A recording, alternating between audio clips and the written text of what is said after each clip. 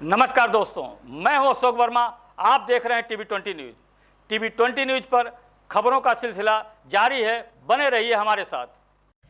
तो एक खबर आजमगढ़ से है, जहां निस्वा इंटर कॉलेज की तरफ से बच्चों को अब नीट और आईआईटी के लिए एक ही छत के नीचे स्कूल की पढ़ाई संग ब्रांडेड कोचिंग की मिलेगी सुविधा। आपको बता दें तो बदलते दौर के साथ शिक्षा व्यवस्था भी बदलती जा रही है। कड़ी प्रतिस्पर्धा के बीच होने वाली प्रतियोगिताओं में बच्चों को पूरी क्षमता के साथ उपस्थित होने के लिए प्रशिक्षण को लेकर आजमगढ़ शहर की निस्वा इंटर कॉलेज की तरफ से लखनऊ की ग्रेविटी कोचिंग के माध्यम से नीट और आईआईटी जैसी प्रतियोगिताओं के लिए कोचिंग उपलब्ध कराई जाएगी। इसी को लेकर शनिवार को स्कूल की प्रबंधन कमेटी और लखनऊ की ग्रेविटी कोचिंग के कार्यकर्ताओं के बीच मीटिंग हुई और इसके बाद मीडिया से बातचीत में अपने अपने आगे के प्रोग्राम के बारे में उन्होंने जानकारी दी। स्कूल के प्रबंधक तारिक ख्वाजा ने बताया कि आज के दौर में स्कूल में बच्चों को पढ़ाई करने के साथ ही उनको बेहतर करियर के लिए कोचिंग की व्यवस्था करने का उद्देश्य ही स्कूल की तरफ से नया प्रोजेक्ट शुरू किया है।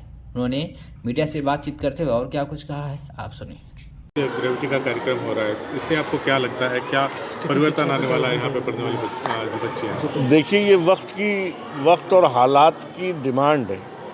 अगर हम प्रोग्रेस नहीं करेंगे या बच्चे उसी इन्वायरमेंट में क्वांटिटी एजुकेशन पे फोकस करने लगेंगे कि आएंगे सिर्फ पढ़ना है, पास होना है, सर्टिफिकेट लेना है, तो उससे क्या होने वाला है।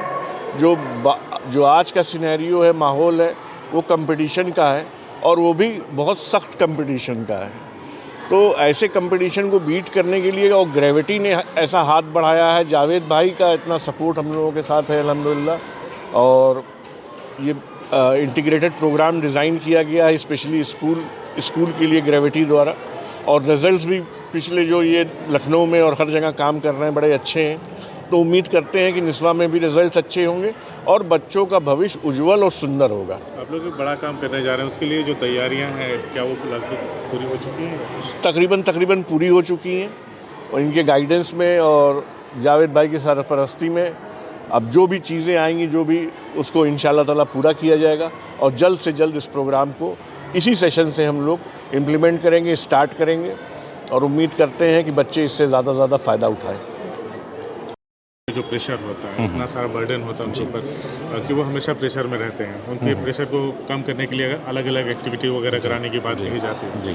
तो अनमेच्योर एज में 9th क्लास से आप बता रहे हैं कि फाउंडेशन कोर्सेज ग्रेविटी के चलेंगे, तो क्या एक्स्ट्रा प्रेशर बच्चों के ऊपर नहीं हम लाते जा रहे हैं? देखिए, अगर हम जो वर्तमान परिस्थिति है इसकी बात करें कि आज की तारीख में कितनी सीट्स अवेलेबल हैं, कितने बच्चे एग्ज़ाम में बैठने वाले हैं और जो बच्चे एग्ज़ाम में बैठने वाले हैं उनमें से जितनी सीट से पहुंचना तो उतनों को ही आगे है। अब जाहिर सी बात है कि जब पेपर का पैटर्न चेंज हो रहा है, अभी तक क्या था, एम्स अलग होता था, जिपमर अलग होता था, नीट अलग होता था, अब सबको नीट से जोड़ दिया गया है। यानी कि सब जगह पे बैठने वाले जितने भी कॉम्पिटिटर्स थे वो सब एक प्लेटफॉर्म पर आ गए, यानी कॉम्पिटिशन टफ हो गया। अब उस कंपटीशन को क्वालिफाई करने के लिए आपको प्रिपरेशन तो स्ट्रांग करनी पड़ेगी, मगर जो इम्पोर्टेंट बात, जैसे आपने कहा ना कि जो प्रेशर बढ़ रहा है उसका क्या करें, तो जनरली होता क्या है, देखिए ये टीचर के हाथ की बात है।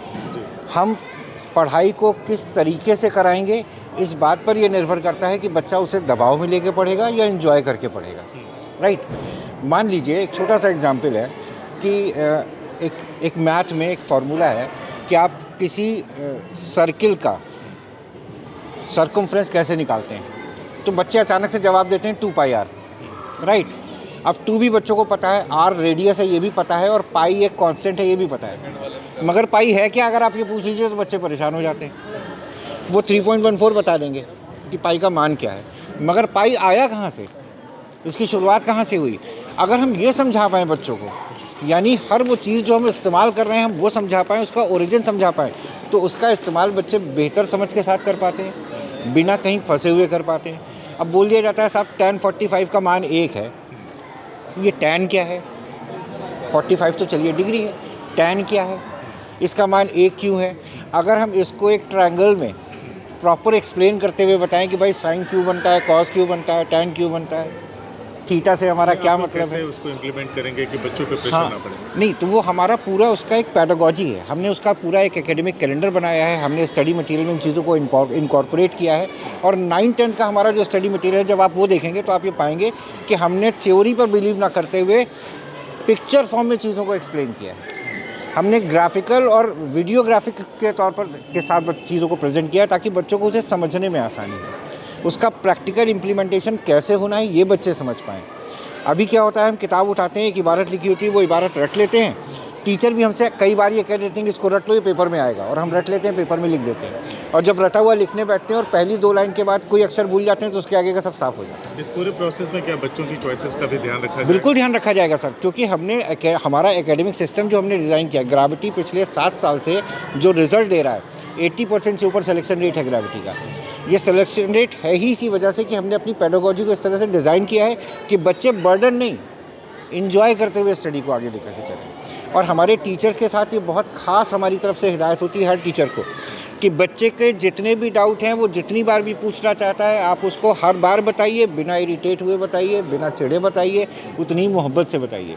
क्योंकि अगर एक बार मान लीजिए किसी बच्चे ने हमसे ये पूछ लिया कि साहब ये कैसे होगा, और हमने एक बार बता दिया और दूसरा बताने पे, दूसरी बार पूछने पे हमने झिड़क दिया, तो कहीं ना कहीं वो बच्चा हमारी झिड़क के डर से तीसरी बार पूछने नहीं आएगा, और वो कॉन्सेप्ट जो वो पूछना चाहता था हमने बताया नहीं, उसका अधूरा रह जाएगा। प्रेशर यहाँ से क्रिएट होता है।